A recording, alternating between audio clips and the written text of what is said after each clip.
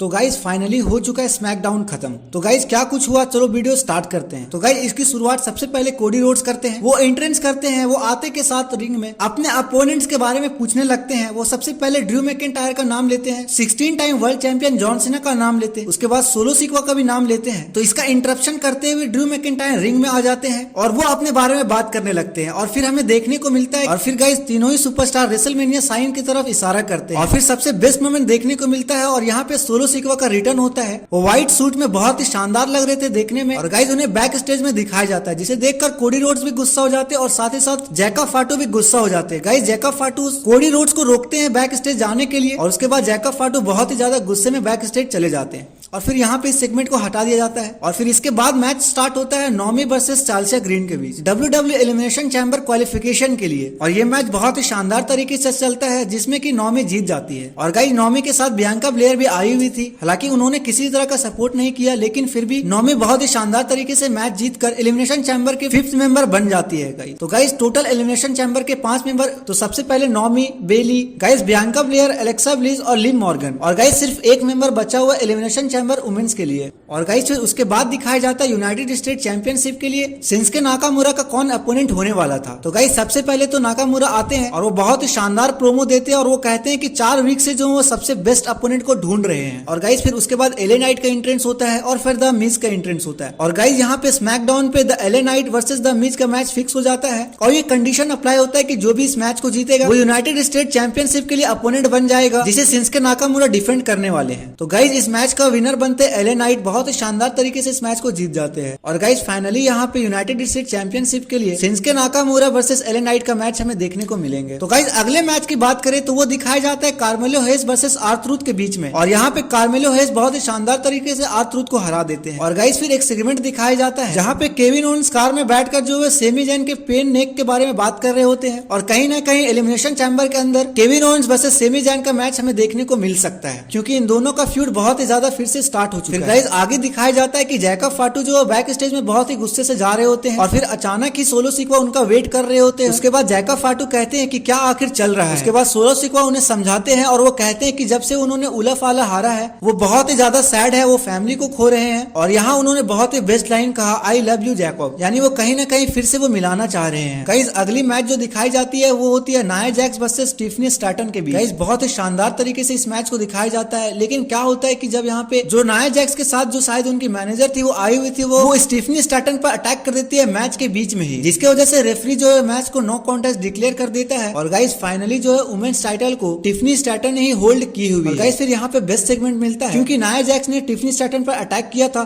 तो वो रिंग में पड़ी होती है और फिर शार्लेट फ्लेयर रिंग में आती है और कहती है। और गाइस फिर शार्लेट फ्लेयर जो है रेसलमेनिया 41 में WWE वुमेन्स चैंपियनशिप के लिए टिफनी स्टैटन को अपने अपोनेंट के तौर पर चुन लेती है। और गाइस फाइनली ये ऑफिशियल हो चुका है, रेसलमेनिया 41 में हमें Charlotte Flair versus Tiffany Staten के बीच WWE वुमेन चैंपियनशिप के लिए मैच देखने को मिलेगा। और गाइस फिर आखिरी मैच स्टार्ट होता है जो कि Damian priest versus Jacob फाटू versus Braun Strowman के बीच एलिमिनेशन चैंबर मैच के क्वालिफिकेशन के लिए मैच होता है। गाइस इस मैच में क्या ही भसड़ देखने को मिला। सबसे पहले तो ब्रॉन स्ट्रोमैन एंट्रेंस करते हैं, उसके बाद जैकब फाटू एंट्रेंस करते हैं, उसके बाद डैमियन प्रीस्ट एंट्रेंस करते हैं। फिर मैच बहुत ही शानदार तरीके से स्टार्ट होता है और डिफरेंट टाइप्स ऑफ मूव्स हमें देखने को मिलते हैं। और गाइस आखिरी में हमें देखने को मिलता है एक स्पॉट जहाँ पे जब ब्रॉन स्ट्रोमैन जैकब फाटू को मारने जाते हैं और उसी दौरान जैकब फाटू को बचाने के लिए सोलो सिक्वा आ जाते हैं और सोलो सिक्वा जो ब्रॉन स्ट्रोमैन से बचा लेते हैं। और फिर यहाँ पे ये होता है कि कोडी रोड जो सोलो सिक्वा पर अटैक करने के लिए आ जाते हैं। फिर इन दोनों के बीच में लड़ाई होती है। अब यहाँ पे मेन सेगमेंट देखने को ये मिला कि जब सोलो सिक्वा जो कोडी रोड्स को मारने जाते हैं तब वो गलती से तामासोंगा को जो है मार देते हैं और इससे सोलो सिक्वा वर्सेस जैकब फाटू जो है अगेन फेस ऑफ करने लग जाते हैं और बहुत ही दोनों गुस्से में वहां से चले जाते हैं। और इसी का फायदा उठाते हुए डैमियन प्रीस्ट जो ब्रॉन स्ट्रोमैन को हरा कर पिन करके जीत जाते हैं मैच। और गाइस इसी तरीके से वो 5th मेंबर बन जाते हैं एलिमिनेशन क्वालिफिकेशन के लिए। और फाइनली एलिमिनेशन में 5 मेंबर ऑलरेडी हो चुके हैं, जिसमें Damian priest, Logan Paul, CM Punk, Drew McIntyre and John Cena. और गाइस आखिरी एक एलिमिनेशन मेंबर बचा हुआ है, अब देखना इंटरेस्टिंग होगा कि कौन बनने वाला है। और अगर बात करें वुमेन्स के एलिमिनेशन चैंबर के लास्ट मेंबर कौन होने वाले हैं, तो गाइस जो भी विनर बनेगा रैकेल रॉड्रिगेज एंड रॉक्सिन प्रेस के बीच का मैच का विनर जो भी बनेगा वो एलिमिनेशन चैंबर के लिए क्वालिफाई होगा, जो कि अगले रॉ के इवेंट में हमें देखने को मिलेंगे।